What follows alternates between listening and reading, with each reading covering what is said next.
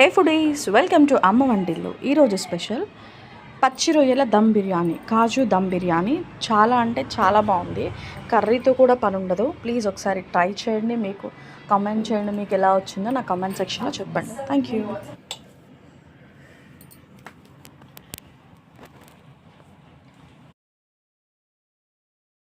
ముప్పావు కేజీ బియ్యం ఏంటంటే రొయ్యల బిర్యానీ.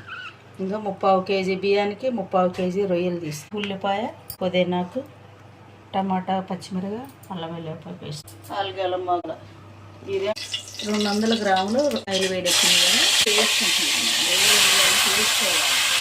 బాగా వేగాలి. ఉప్పు, కారం, మసాలా అన్నీ వేసి మ్యారినేట్ చేసాం కదా, ఇవి ఇట్లా వేసుకొని నూనెలో తీసి పక్కన పెట్టుకోవాలి. అదే నూనెలో ఉల్లిపాయలు, పావు కేజీ ఉల్లిపాయలు, టీ స్పూన్ సాల్ట్ వేస్తాం. తొందరగా పచ్చిమిరకాయలు వేసేసుకున్నాం.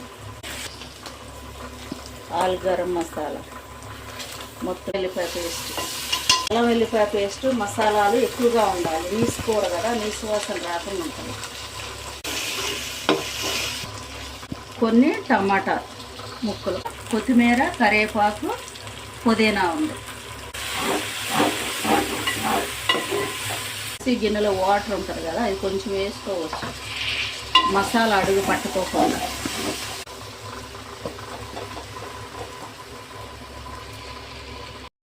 వేయించుకున్న రొయ్యలు ఉండే కదా, ఆయిల్తో పాటు వేసేసుకోవాలి. మసాలాలంతా రొయ్యలకు పట్టాలి. ఒక స్పూన్ పసుపు, కారం,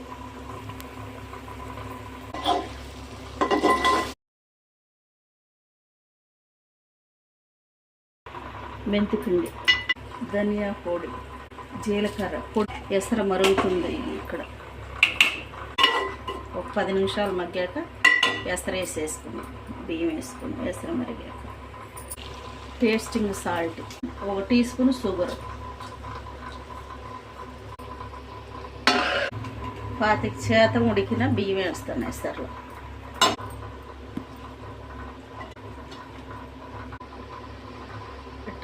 సగం ఉడికింది. వాటర్ 1 కప్పు పోసేసుకున్నాం. 2 బిర్యానీ మసాలా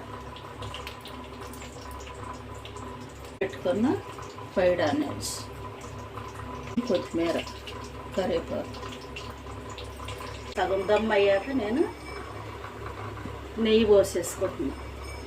కుంకుమ పువ్వు కలుపుకొని వేసేసి కొంచెం కస్తూరి నలిపి వేసుకుంటున్నాను. కసూరి మేతి 5 నిమిషాలు సిమ్లో పెట్టి దమ్ వేసేస్తాయి. కదిలిచ్చే పని లేదు. దాన్ని నూమలాడే కాజు పచ్చి రొయ్యల దమ్ బిర్యానీ, కాజు పచ్చి రొయ్యల బిర్యానీ రెడీ.